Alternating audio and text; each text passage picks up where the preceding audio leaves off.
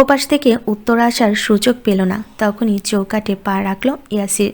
তার ভারী কণ্ঠের আসল শব্দটাই একযোগে ফিরে চাইল সকলে। তাকালো তুষিও। বলিষ্ঠ দেহ পার করে ওর নজর সোজা গিয়ে পড়ল পেছনের পৌড়ায়। খুব আস্তে ভয়ার্ত বিভ্রান্ত পা জোড়া নিয়ে আসছেন তিনি। সাথে হাঁ করে দেখছেন পুরো ঘর। তুষি হোঁচট খায় বিস্ময়ে। বুকের ভেতরটা সহ ধক করে কাঁপে। চিৎকার ছড়ে পরপর দাদি! কিছু চমকালেন হাসনা।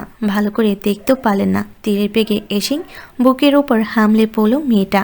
রুগ্ন নারী, ওই ভার নেওয়ার সাধ্য নেই। হেলে পড়ে যেতে নিলে চট করে হাতটা ধরে ফেল ইয়াসির। শক্ত খুঁটির আশ্রয়ে হাসনা ধাতস্থ হলেন। হেসে আগলে ধরলেন নাতনিকে। তুষি কিছু দেখার সময় নেই। দাদিকে দু হাতে সাপের মতো পেঁচিয়ে ধরেছে সে। জীবনে চোখ ফেটে যাকে প্রথম দেখা, যে ওকে বাবা মায়ের মতো বুক দিয়ে আগলেছে, সেই মানুষটার সাথে আজ 3 মাসের দূরত্ব। তুষি মন ভরে দাদির গায়ের গন্ধ নিল। পোটার সময় ওর পিঠে হাত বোলালেন হাসনা। মেয়েটা সরে এসে ভেজা স্বরে বলল, দাদি কেমন আছো তুমি? অল গুড তো? হাসনার চোখে জল। হাসলেন তবু। কতদিন মেয়েটার এমন ছোড়া ছোড়া ইংরেজি তিনি শোনেনি। মাথা নেড়ে বোঝালেন, ভালো আছি। পরপরই নজর পড়ল তুষির বেশভূষার দিকে। সেই কোকড়া আলতালু চুলগুলো এখন তীরের মতো সোজা। পরনে আনারকলি, ঠোঁটে লিপস্টিক, ওড়নাও পড়েছে। বিদ্যা অবাক হয়ে বললেন, বউ, তোর চেহারা কত বদলাই গেছে। বউ, তুই জামা ফিনছস? আমার বুড়ে কত সুন্দর লাগে, একেবারে চাঁদের মতন লাগে। তুষির শুকনো চোখে আকুলতা, সেই সাথে আনন্দ। হাসনা একটু কণ্ঠ চেপে বলেন, এটা তো শ্বশুর বাড়ি বউ। অমনি শোনা গেল ইয়াসিরের পুরো স্বর। এটাও শ্বশুরবাড়ি নয়, ও শুধু এখানে ছিল। এবার আপনি এসেছেন, যাওয়ার সময় সাথে নিয়ে যাবেন। বাতাসের ঝটকে জ্বলন্ত মোমের যেমন দম ফুরিয়ে যায়, ঠোঁটের হাসিটা ঠিক সেভাবেই মুছে গেল তুষির। নিয়ে যাবেন মানে? বিটকেলটা কি ওকে তাড়িয়ে দিতে চাইছে? তবে কি ওই সময় মুক্তি বলতে সত্যি উনি এসব বুঝিয়েছিলেন? তনিমা এগিয়ে এলেন তখনই। হেসে বলেন, আসসালামু আলাইকুম। আপনি তাহলে তোষির দাদি? কত শুনেছি আপনার কথা। ওখানে দাঁড়িয়ে কেন? ভেতরে আসুন। হাসনা বেশ চমকালেন এত অমায়িক ব্যবহার দেখে। তনিমা বসতে বললেন কয়েকবার, কিন্তু অত চকচকে ছোপাটাই এই ময়লা কাপড়ে বসার সাহস হলো না পোড়ার।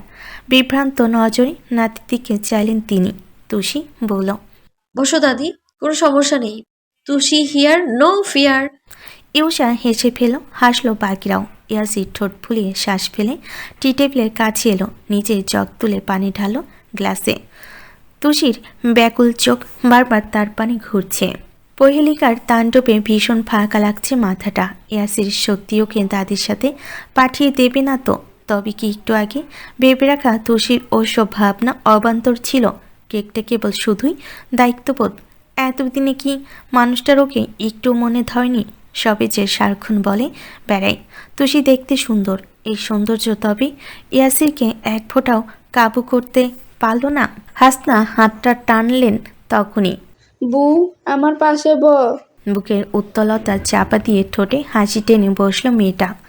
ইউষা ভুরু নাচিয়ে বলল, কি তুষি, খুব দাদি দাদি করছিলে, এবার খুশি তো? তুষির ঠোঁটে মেঘে হাসি ঝুলছে। উজ্জ্বল মুখ দেখে বোঝার উপায় নেই ভেতরটা ছিঁড়ে যাচ্ছে দুঃখসহ কোনো বেদনায়। হাসনা শুধালেন, উনি কেডা? জবাবটা ঈর্ষাই দিল। একেবারে পেছন থেকে দুহাতে তুষির গলা জড়িয়ে ধরে বলল। হাসনার হাস্যোজ্জ্বল চেহারা ধপ করে নিভে গেল অমনি।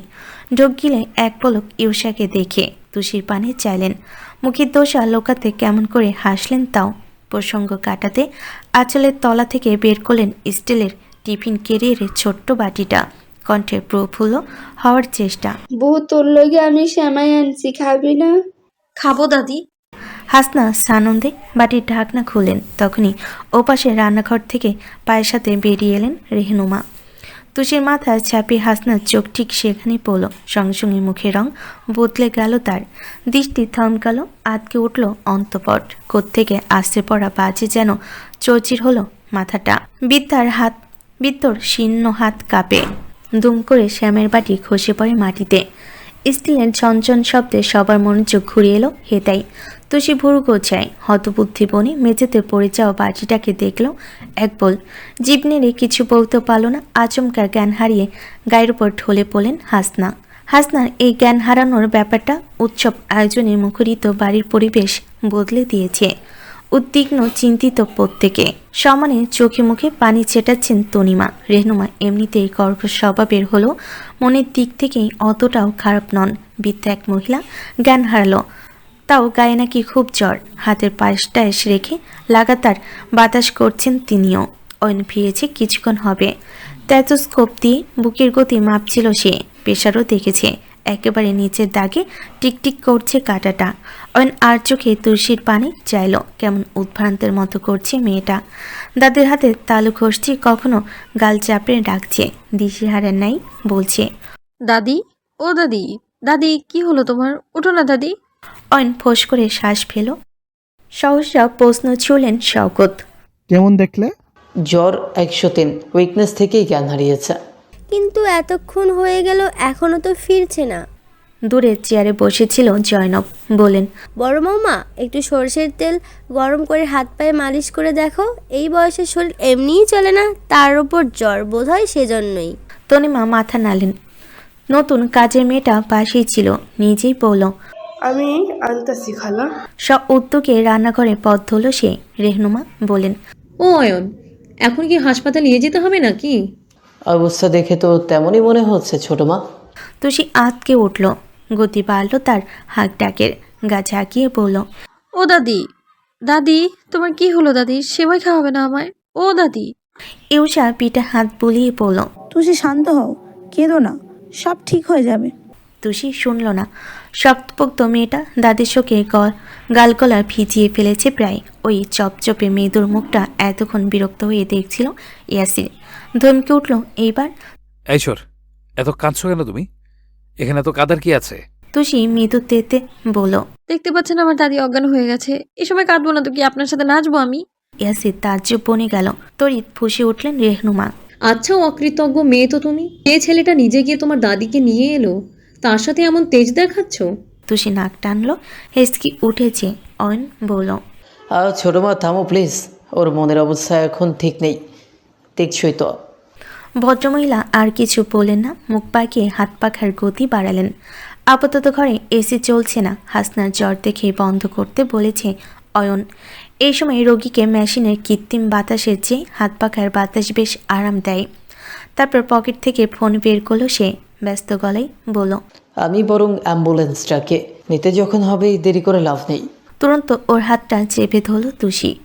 না না, হসপিটালে না নিয়ে দেখুন না এমনি সুস্থ হয় কিনা।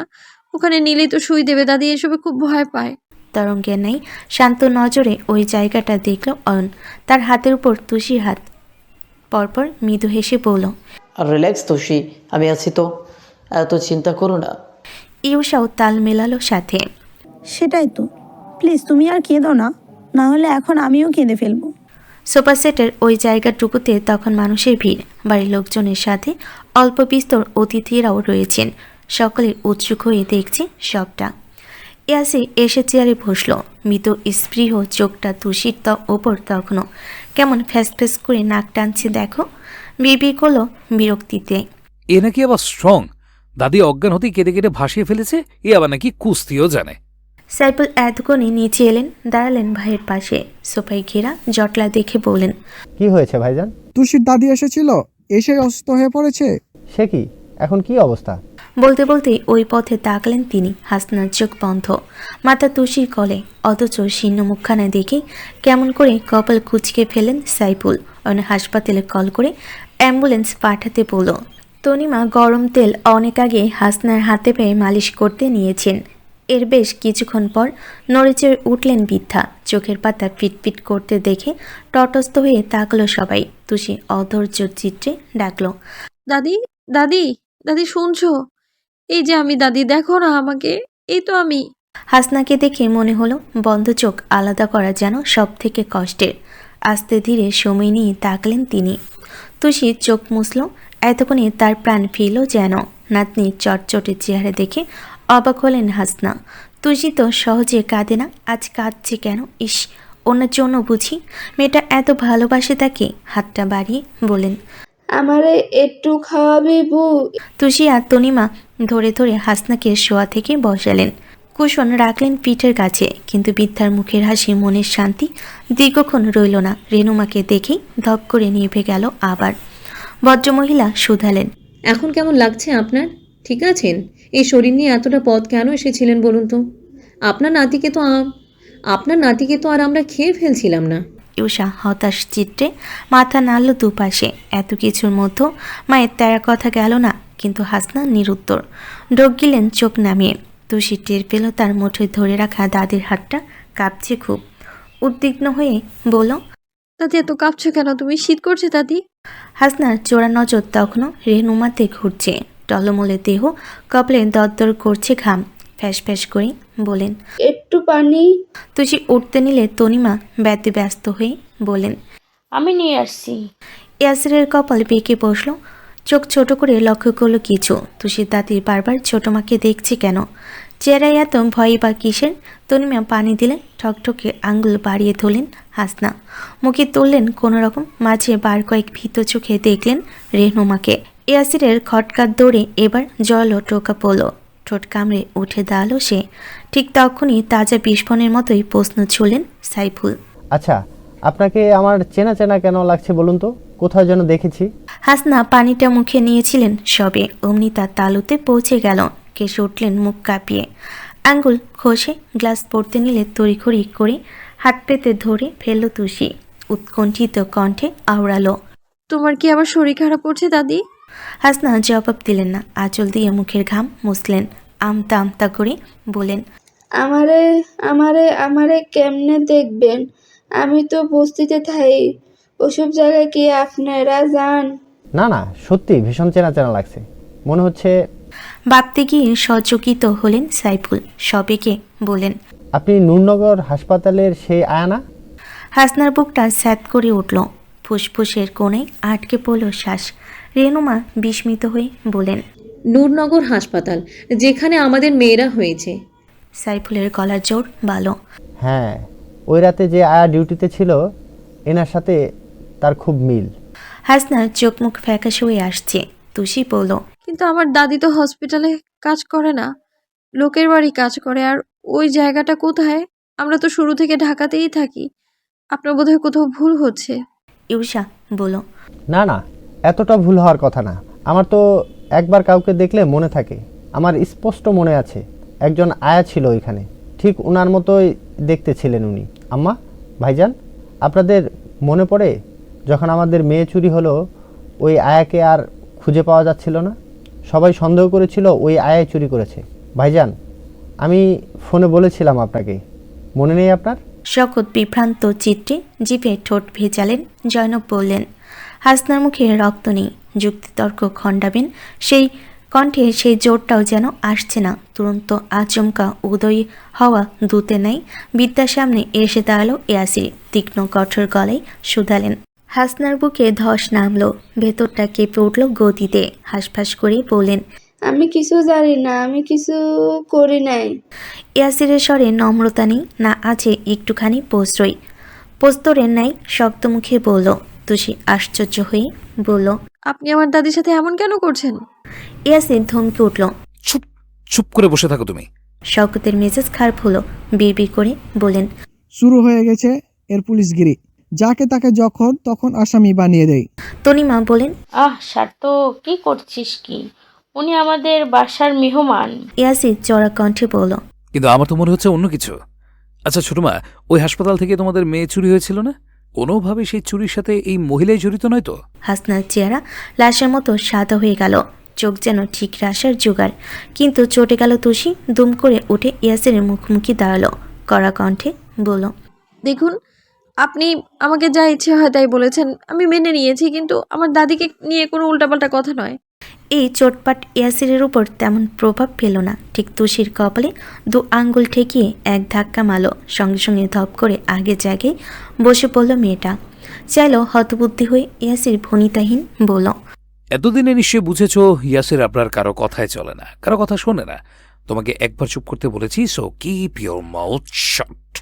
শওকত খুব কষ্টে মুখে তালা ঝুলিয়েছেন। কিছু বলতে গেলে এ ছেলে এমন এমন কথা শোনাবে। জয়নব সহ বাকিরা অবাক চোখে দেখছেন সবটা। বিভ্রমে ডুবেছেন তারাও। হচ্ছেটা কি এখানে? এত চেঁচামেচি শুনে আইরিন নেমে এসে দাঁড়ালো। ইয়াসির বলল, বলুন, আপনি কবে থেকে জড়িত এসবে? কটা বাচ্চা চুরি করেছেন এ অবধি? কে কে যুক্ত আপনার সাথে? বলুন। ধমকাচ্ছে সে। হাবভাব পুলিশি জেরা। তুষি ফের কিছু বলতে গেলে হাতটা চেপে ধরল ইউষা। মাথা নেড়ে অনুনয় করলো চুপ থাকতে। অয়ন বলতে যায়, ভাই আমার। ইয়াসিন হাত তুলে থামালো, বলল, এখানে একজন পুলিশ অফিসার একজন চোরের বয়ান নিচ্ছে অয়ন। এই মুহূর্তে তোদের সবার চুপ থাকা উচিত। হাসনা শ্বাসরুদ্ধকর দশা হলো। বুকের গতি ফ্যাস ফেসে প্রলাপ করছেন বারবার।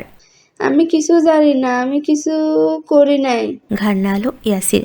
বেশ, আমি তবে থানায় ফোন করছি। জি বাসুক, বাকি প্রশ্ন 14 শেখের ভেতরেই হবে। হাসনা আর্তনাদ করে বলেন, ও আল্লাহ, না না, আমারে জেলে দিবেন না, আমি কিছু করি নাই। তাহলে বলুন, বাচ্চা চুরি করে কোথায় পাচার করেন? এটা কোনো চক্র না অন্য কিছু? বলুন। বাজ আশ্রে পড়ার মতো দরাজ ধমক। ভয় আতঙ্কে উদ্বিগ্নতায় জর্জর করে কেঁদে উঠলেন হাসনা। কথায় তার সীমাহীন আহাজারি। আমি চুরি করতে চাই নাই, অভাব পইরা আমার মাথা ঠিক আছিল না, চাই নাই আমি চুরি করতে। হাসনার কথা কিংবা এই হাহুতা হয়তো শুনল না কেউ। আকাশ ভেঙে মাটিতে থুবড়ে পড়ার মতো বিস্ময় নিয়ে চেয়ে রইল সবাই। তুষে নিস্তব্ধ হয়ে বলল, দাদি। হাসনা ঝুম বৃষ্টির মতো কাঁদছেন। তারপর ঝাপসা চোখজোড়া এক প্রস্ত অনুশোচনা নিয়ে তলিয়ে গেলেন অতীতে। মফস্বল। এখানকার 10 গ্রামের মধ্যে মোটামুটি উন্নত হাসপাতালের নাম নূরনগর কেয়ার হাসপাতাল। সেই 1969 সালে তৈরি। রংচট্টা দেওয়াল, মরিচা ধরা জানালার গ্রিল আর স্যাঁতসেঁতে মেঝে। এখানকার নিয়মিত দৃশ্য। আনা আছে শহরে আধুনিক কোনো সুবিধা। হাসনা এখানে কাজ করছেন প্রায় বছর 6 গড়াবে। মধ্যবয়স, পড়াশোনা করেনি। এক পরিচিতের মাধ্যমে আয়ের কাজটা কোনো মতে পেয়েছিলেন তিনি। তখন এপ্রিল মাস। গরমার রোদ্দুরের বুকে টানা 3 দিন বৃষ্টি হচ্ছে। অথচ গতকাল রাতে এক রোগীর বাবু হয়েছে। বকশিস দিলে বাচ্চা ময়লার কাঁথা আয়রাই ধুয়ে দেন, আবার শুকিয়ে টুকিয়ে নিজেরাই রেখে যান কেবিনে। সন্ধ্যায় বৃষ্টি নামতেই হাসনা করিডোরের বারান্দায় কাপড় তুলতে এলেন রিসিপশনে। তখন এক নতুন পেশেন্ট এসেছে। পেটটা অতিরিক্ত উঁচু, গলা কাটা মুরগির মতো ছটফট করছিলেন নারীটি। বাবা মায়ের অবস্থা চিন্তায় ছোটাছুটিতে ততোধিক খারাপ। হাসনা আগ্রহ দেখলেন না। কাপড় নিয়ে যেতে যেতে শুনলেন, অবস্থা একদম ভালো নয়, ইমার্জেন্সিতে ডেলিভারি করতে হবে। হাসপাতালে আয়া 3 জন। একজন ছুটি নিয়েছে পরশুদিন। আজকে রাতে ডিউটি হাসনার। ওটি তৈরি কাজ এগিয়ে দেওয়া সহ ব্যথায় কাটতে থাকা রোগীকে তৈরি করলেন তিনি। রোগীর তখন মরমর অবস্থা। বাচ্চা হওয়ার পর ফের তার ডাক পড়ল ওটিতে। গিয়ে দেখলেন যমজ বাচ্চা হয়েছে, তাও আবার আলাদা আলাদা চেহারা। বাচ্চার গায়ে নোংরা পরিষ্কারের সময় দীর্ঘশ্বাস ফেলেন হাসনা। একেবারে ছোট, গায়ে মাংস নেই, ওজনও কম। আহারে, মনে হয় মাস পোড়াবার আগেই হয়ে গেছে। নার্সের মধ্যে শিউলি ছিলেন সেদিন। বাকিরা অন্য ডিউটিতে। দুটোর একটাকে শিউলি কোলে নিলেন, অন্যটাকে তিনি। পরিবারের লোকজন বাইরে দাঁড়িয়ে। রোগীর বাবা মা, তার স্বামী আর একটা 10-11 বছরের বাচ্চা ছেলে দাঁড়িয়ে। সাথে আরেক মধ্যবয়সী নারী আছেন। চিন্তায় উত্তেজনে প্রত্যেকের মুখ বিবর্ণ। ওনাদের দেখেই পুরুষ লোকটি শুধালেন, আমার স্ত্রী কেমন আছে? শিউলির মুখ থমথমে হাস্যহীন বললেন, ভালো। ভদ্রলোক হাত পাতলেন বাচ্চাদের নিতে, কিন্তু দিলেন না তিনি। এখন কোলে দেওয়া যাবে না, আপনারা বাচ্চার মুখ দেখে রাখুন। ওদের এক্ষুনি এনআইসিইউতে শিফট করতে হবে। শ্বাস ঠিকঠাক পড়ছে না, দেরি করা যাবে না। শুধু আপনাদের এক ঝলক দেখাতে এনেছি। উজ্জ্বল মুখগুলো শুকিয়ে গেল অমনি। মধ্যবয়সী রমণী আর্তনাদ করে উঠলেন, সে কি? তাহলে বৌমা এখন কেমন আছে? দেখুন, অবস্থা সব দিকেই খারাপ। বুঝতেই পারছেন, প্রি ম্যাচিওর বেবি। কত রকম কমপ্লিকেশন যে হয় এদের বলে বোঝানো যাবে না। পাশের কিশোর হয়তো এত শত বুঝল না। ছোট্ট ক্যামেরা নিয়ে বলল, আমি ওদের একটা ছবি তুলি। শিউলি বলেন, দূর থেকে, ছোঁয়া যাবে না কিন্তু। আচ্ছা। ছেলেটা ছবি তুলো। এরপরই চলে গেলেন তিনি। হাসনার পিছু পিছু চললেন। শিউলির কোলের বাবুটা একেবারে আত্মরা হয়ে আছে। তার কোলেরটা অন্তত চোখ খুলেছে একটু পরই। আস্তে ধীরে সন্ধ্যা পেরিয়ে রাত হলো। হাসনা পুরনো কর্মী বলে বেশ বিশ্বস্ত এখানকার। শিউলি এনআইসিইউ এর বাইরে এসে বলেন, আমার আজ শরীরটা এত খারাপ লাগছে, আবার ডিউটি পড়েছে এখানে, এত ঝামেলা ভালো লাগে না। তুই আমার সাথে সাথে থাকিস। হাসনা বলেন, শরীর খারাপ কে? বৃষ্টিতে ভিজছেন? হ্যাঁ, কাল বিকেলে ঠান্ডা লেগেছে, চা এনে দিতে পারবি? দেন। ব্যাগ খুলে টাকা দিলেন তিনি। হাসনা সিঁড়ি বেয়ে নামার সময় মুখোমুখি এক ভদ্রলোক পড়ল। উপরে উঠছিলেন তিনি, সবাইকে শুধালেন, খালা, বাচ্চা কেমন আছে এখন? আমি কইতেছি না আমারে কি অনে ঢুকতে দেখিনি? লোকটার মুখখানা পাংশুটে দেখালো। ছোট্ট শ্বাসে বলেন, ও। হাসনা বলেন, সন্ধ্যাতে কোডি কাম করলাম, আপনাকে বকশিস দিলেন না? দেবো খালা, মন মেজাজ ভালো নেই, যাওয়ার আগে ঠিক দিয়ে যাব। আচ্ছা। হাসনা নেমে এলেন চায়ের দোকানে হাসপাতালের গেটের বাইরে। প্রায় মধ্যরাত অবধি খোলা থাকে এটা। গুড়ি গুড়ি বৃষ্টি পড়ছিল। মাথায় ছাতা মেললেন হাসনা। চা নিয়ে ফেরার ফাঁকে আচমকা অদূর হতে একটা নারী কণ্ঠ ডাকে। ফিরে চাইলেন তিনি। গেট ছাড়িয়ে আরেকটু ওপাশে একটা সাদা গাড়ি দাঁড়িয়ে। জানালার কাজটা তত্তর করে নামতে বড় সুচ্ছির একটা মুখ বেরিয়ে এলো বাইরে। পরপরই নেমে দাঁড়ালেন নারীটি। ওপাশ থেকে তড়িৎ গতিতে এসে মাথার উপর ছাতা ধরলেন ড্রাইভার। নারীটি হাত নাড়তে বিভ্রান্ত চিত্রে এগিয়ে এলেন হাসনা। এক পল আপাদমস্ত দেখলেন তার পরনে জর্জেটের শাড়ি, চোখে কালো চশমা, গা থেকে কি যে সুঘ্রাণ আসছে। কিছু কইবেন? নারীটির চোখ হাসপাতালের দিকে শুধালেন, আজ রাতের ডিউটি তোমার? যে কত বেতন পাও এখানে? কেন? আগে উত্তর, তারপর প্রশ্ন। কথায় যেন বড্ড ধার। একটু গুটিয়ে গেলেন হাসনা, বলেন, 3000। নারীটি কেমন বিদ্রুপ করে হাসলেন। পরপরই ব্যাগ থেকে হাতিয়ে আনলেন একটা মোটা টাকার বান্ডিল। হাসনার ভুরু তালু ছাড়িয়ে গেল। এত টাকা! সে চকচকে চোখের দিকে চেয়ে বলেন তিনি, এখানে পুরো 30,000 আছে। যদি আমার একটা কাজ করে দাও তবে এই পুরো টাকাটাই তোমার। হাসনা হাঁ করে বলেন, আমার কি কাম করতে হইব? নাইটি সানগ্লাস খুলেন। গোলক দাদার মতো অন্যরকম দুটো চোখ। ফোন ঘুরিয়ে একটা ছবি দেখিয়ে বলেন, এর বউ আজ এখানে ভর্তি হয়েছে। এতক্ষণে বাচ্চাও হয়েছে বোধহয়। দেখেছো একে? হাসনা চিনে ফেলেন। একটু আগেই তো সিঁড়িতে দেখা হলো। ঘাড় নাড়াতেই বলেন, ওই বাচ্চাটা আমার চাই। আটকে উঠলেন হাসনা। বাচ্চা নিয়ে কি করবেন? অমনি জ্বলন্ত চোখে চাইলেন তিনি। সেই কৈফিয়ত তোমাকে দেব না। যেটা বলেছি করতে পারবে কিনা বলো, নয়তো আমি অন্য কাউকে। বলতে বলতেই বান্ডিল নাড়ছিলেন নারীটি। টাকার কচকচে শব্দটা হাসনার মাথায় ঝিম ধরিয়ে দিল। হড়বড় করে বলে উঠলেন, ফার্মু। নারীটি হাসলেন। হাসনা মাথা নেড়ে হাঁটা ধরলেন। কাপের চা তখন শরবত হয়ে গিয়েছে। কিন্তু একটা কথা বুঝতে পারছেন না, বাচ্চা তো দুটো হয়েছে, উনি একটার কথা বললেন কেন?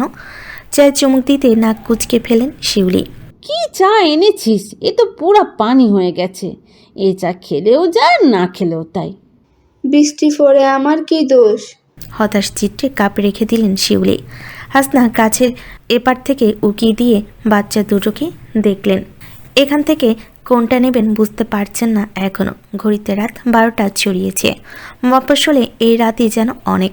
ততক্ষণে ডিউটি শেষ করে বিদায় নিয়েছে অনেকে। হাসপাতালে এখন কোনো বড় ডাক্তার নেই। হাসনা এক পল সতর্ক নেত্রে করিডোরটা দেখলেন। রোগীর বাড়ির লোক ছিল 4 জন, আর একটা বাচ্চা ছেলে ছিল সাথে। তার মধ্যে 3 জনকে দেখা যাচ্ছে না। রোগীর স্বামীও তো নেই। এই সুযোগ পেছন ফিরে দেখলেন ভেতরে টেবিলে বসে ঝিমোচ্ছেন শিউলি। হাসনা দরজায় মুখ বাড়িয়ে বললেন, আফা শরীর কেমন লাগে এখন? ভালো না রে, একটু ঘুমাতে পারলে ভালো হতো। তাহলে ঘুমান, আমি দিক দেখতেছি। না থাক। আরে আসেন তো, আরাম করে 1 ঘন্টা সোফায় ঘুমান। কিছু লাগলে আমি দেখমু, আর কেউ আইলে আপনারে উঠাই দেবো। শিউলি বললেন, পারবি? উঠে এলেন তিনি। সচেতন কণ্ঠে বলেন, ভেতরে যাস না, স্যার বারবার বলে গেছেন হাইজিন মেনটেন করতে। এখানে বসেই খেয়াল রাখিস। ও আচ্ছা। শিউলির মূল ডেস্ক যেখানে, তার পাশে 2 সিটের সোফার উপর কাত হয়ে শুয়ে পড়লেন তিনি। হাসনা বিজয়ী হাসলেন। অপেক্ষা করলেন গাঢ় ঘুম হওয়ার। হাসপাতালের পেশেন্টদের জন্য আলাদা কম্বল বালিশ রাখা থাকে। চপল পায়ে সেখান থেকে একটা কম্বল নিয়ে এলেন তিনি। এদিক ওদিকটা ভালো করে দেখে আস্তে করে ঢুকলেন ভেতরে। যে বাচ্চাটা টুকটাক নড়ছিল কোলে নিলেন সেটাকে। তারপর পা টিপে টিপে বেরিয়ে একচোটে বেরিয়ে গেলেন বাইরে। সরু রাস্তার বুকে সেই সাদা গাড়িটা সত্যি দাঁড়িয়ে আছে। পাশে আরও একটা মাঝারি সাইজের মাইক্রো। হন্তদন্ত হয়ে এসে দাঁড়ালেন হাসনা। নাইটি গাড়ির ভিতর বসে, জানালার কাজ নামানো। ওনাকে দেখে হাসলেন, প্রসন্ন চিত্রে বলেন, এসেছো তাহলে? তোমার জন্যই অপেক্ষা করছিলাম। হাসনা হাঁপাচ্ছে, ফিস ফিস করে বলেন, অনেক কষ্টে আনছি, ধরা পড়লে আমি শেষ। পড়বে না, এখানে সিসি ক্যামেরা নেই। মুখে স্বীকার না করলে কোনো প্রমাণ নেই তোমার বিরুদ্ধে। হাসনার এসব জানা, যদিও তিনি অন্য চিন্তা করছেন। চুপচাপ বাচ্চা এগিয়ে দিতে গেলে শক্ত চিবুকে মুখ ঘুরিয়ে নিলেন নারীটি। আঙ্গুল তাক করে দেখালেন, ওর কাছে দাও। সামনে থেকে এক হাট্টাগাট্টা লোক এগিয়ে এলেন। হাসনা কোলে দিতে গায়ের উপর বান্ডিল ছুঁড়ে মারল নারীটি। তর্জন দিলেন ভারী স্বরে, যাও এবার। মাথা নেড়ে হাঁটা ধরলেন হাসনা। শুনতে পেলেন তখনই, ধারে কাছে কোথাও নদী আছে? পুরুষ কণ্ঠ বলল, ফেলে দিয়ে এসো। তুরন্ত হাসনা থমকে দাঁড়ালেন, বিকট চোখে ফিরে চাইলেন পেছনে। নারীটির গাড়ির ইঞ্জিন চালু হয়েছে। যেতে যেতে বলেন, কাজ শেষ করে আমাকে জানাবে। হাসনার বুকে ভূমিকম্প নাড়ল। ফেলে দেবে মানে? কি ফেলবে? বাচ্চাটাকে না তো। ততক্ষণে পুরুষ দুজন কম্বলে পেঁচানো বাচ্চা নিয়ে মাইক্রোতে উঠে গেছে। ইঞ্জিনের শব্দে হাসনা ছিটকে পড়লেন ধ্যান থেকে। পরপরই মনে হলো এই বাচ্চা তিনি চুরি করেছেন। পাপ তো এমনি কিছু কম নেই, তাই বলে খুন? এ যে মহাপাপ। একটা নিষ্পাপ শিশুর খুন হবে যেন। কিভাবে চুপ করে থাকবেন তিনি? সঙ্গে সঙ্গে ছুটলেন হাসনা। ভাগ্য সহায় থাকে। সামনে বেবি ট্যাক্সি পড়ল। হাত নাড়া মাত্রই দাঁড়ালো সামনে। ড্রাইভার মুখ বের করে শুধালেন, কই যাবেন? ওই গাড়িটার পিছন লন, যত টাকা লাগে দিমু, তাড়াতাড়ি করেন। মাইক্রো একদম নদীর তীরে এসে ভিড়ল। শুনশান জায়গায় সাঁই সাঁই বাতাসের শব্দ যেন গায়ে কাটা ফোটার মতো। এদিকে জনবসতি, অন্যদিকে জঙ্গল। মোটামতো লোকটা বাচ্চা কোলে নিয়ে নামলেন নিচে। নদী তখন উত্তাল, ঢেউয়ের তোর সাংঘাতিক। তার মধ্যে বাচ্চাকে ছুঁড়ে ফেলতে গিয়েও থমকালেন তিনি। বলেন, এত ছোট বাচ্চা কেমনে মারি কত কালু, হাত কাঁপতেছে। আমারও ভালো লাগতেছে না, কিন্তু টাকা নিলে কাম তো করণ লাগবো। মহিলা মানুষ কত রকম হয় দেখছস, কেমনে এইটুকু বাচ্চা মারতে কইলো। আবার কমিশনারের মাইয়া কাম না করলেও তো ধরবো আমাগো। এক কাম করি ওস্তাদ, বাচ্চা এইখানে রাখা দেই, একদম কোল পাড়ে যে ঢেউ আইতাছে নিজেই ভাষায় লয়ে যাইব। আমাগরে মারণও লাগলো না, আবার কামও হইল। কি কন?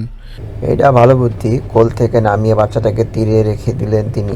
ফোঁস করে শ্বাস ফেলে ফের উঠে গেলেন গাড়িতে। 10 সেকেন্ড মাথায় চিলের মতো ছো মেরে বাচ্চাটাকে কোলে তুললেন হাসনা। থামলেন না, ছুটলেন ঝড়ের মতো। কালো চোখ পড়লো, এক পাশে ভিউ মেরে চেঁচিয়ে উঠল, ওস্তাদ ওই বেরি বাচ্চা লইয়া যাইতাছে। ধর ধর বেরিয়ে ধর। বেবি ট্যাক্সি দাঁড়িয়ে ছিল ও পাশে, কিন্তু ওদের নেমে আসতে দেখে দিকদিশা খুইয়ে ফেলেন হাসনা। উন্মাদনায় ছুটে ঢুকে গেলেন জঙ্গলে। ওরা দুজন পেছন পেছন কিছু পথ এসে থামল। যে দেখল চারিপাশ অন্ধকার ছাড়া কোথাও কিচ্ছুটি নেই। বড় বড় বাঁশের ঝাড়ের ফাঁক গলে ধেয়ে আসা ব্যাঙে ডাকে। আরও ভুতুরে লাগছে সব। কালু বলল, কালু মিনছে গলায় বলল, কই গেল ওস্তাদ? কোন দিকে যাবো এখন? যাউন লাগবো না, এই রাত বিরাতে জঙ্গলে যাইয়া জন্তু জানোয়ার খাওন হমো নাকি লই ফিরা যায়। চায় কমো বাচ্চা মারছি, ওই মহিলা তো আর দেখতে আইব না। সব দোষ তোর। তুই কে কইলি বাচ্চা তুই আইতে? আমি তো আপনার ভালোর লাইগেই কইছিলাম। কথা না কইয়া তাড়াতাড়ি ল। কোন জায়গায় সাপক আছে, সুবল দিলে কে শেষ। কালু মাথা নাড়ল। দুজন ফেরার পথে রওনা করল সহসা। এতক্ষণে মোটা গাছের আড়াল থেকে বেরিয়ে এলেন হাসনা। বুকে হাত দিয়ে শ্বাস ফেললেন স্বস্তির। চারপাশে অন্ধকার দেখে এক পল চাইলেন বুকে পেঁচানো বাচ্চাটার পানে। এখন একে নিয়ে কি করবেন তিনি? কথা শেষ করে হামা করে কেঁদে উঠলেন বৃদ্ধা। বিলাপ করে বলেন, আমি জানি আমি পাপ করছি, কিন্তু বিশ্বাস করেন আমি ইচ্ছে করে এই কাম করি নাই। আমার টাকার খুব দরকার আছিল তখন। আমার একমাত্র ফোলা কত ধার দেনা কইরা সর্দি ফাটাইছি। ছিলাম। যাওয়ার সময় কইছিল আম্মা বিদেশ যাইয়া সব দেনা শোধ দিমু, পারে নাই। একদিন খবর পাইলাম কাম করতে গিয়ে মেশিনের তলায় পড়ছে। টাকার অভাবে লাশটা পর্যন্ত পাই নাই আমি। আমার স্বামী নাই, ওই একটাই ফোলা। চিন্তা করছি ওই মহিলার বাচ্চা দিয়ে আমি হাসপাতালে যাইয়া বসমু, চেঁচামেচি করমু, একজন বাচ্চা নিয়ে গেছে ভান করমু। আমি দেখছি ধরতে চাইছি কিন্তু পারি নাই। আর অন্যদিকে ওই টাকা দিয়ে ফোলার লাশ আনামু দেশে, কিন্তু যখন আমি তুষিরে মারার কথা শুনছি আমি থাকতে পারি নাই। আমার আল্লাহ আমারে টিকতে দেয় নাই। ওরে বাঁচাইয়া আমি খুব চিন্তা পড়ে গেছিলাম। জানতাম আবার না পাইয়া সবাই খুঁজবো, বাড়ি পর্যন্ত আইব, যদি পুলিশ দিয়ে দেয় ফাঁসি হয় আমার। এই ডরে আমি ওরে লইয়া ঢাকা পলাই আসলাম। ভাবলাম ওর অহন কেউ নাই, আমারও কেউ নাই। তারপর বুকে আগলাইয়া মানুষ করলাম ওরে। হাসনা চোখ মুছে রেহনুমার দিকে চাইলেন, বলেন, আপনি বিশ্বাস করেন আমি কখনো আপনার মাইয়ার এক ফোঁটাও যত্ন করি নাই। নিজে না খাইলে ওরে খাওয়াইছি, নিজে সেটা তেনা পিন্দা ওরে ভালো মন্দ পিন্দাইছি। ওরে কোনোদিন বুঝতে দিই নাই ও আমার রক্তের কেউ না। কি বুবু তুই কো আমি মিথ্যা কইতাছি? তুষি উত্তর দিল না। বাকরুদ্ধের মতো ফ্যাল ফ্যাল করে চেয়ে রইল শুধু। গোটা বসার ঘরে এতগুলো মানুষ, বাড়ির লোক থেকে অতিথিরাও, অথচ কারোর একটা শব্দ নেই। প্রত্যেককে স্তব্ধে নেই সব কথা শুনলেন। বিমর বনি দেখলেন হাসনাকে। সাইফুলের ঠোঁট কাঁপছে, টালমাটাল হাত পা, চোখে জল নিয়ে থেমে থেমে বললেন,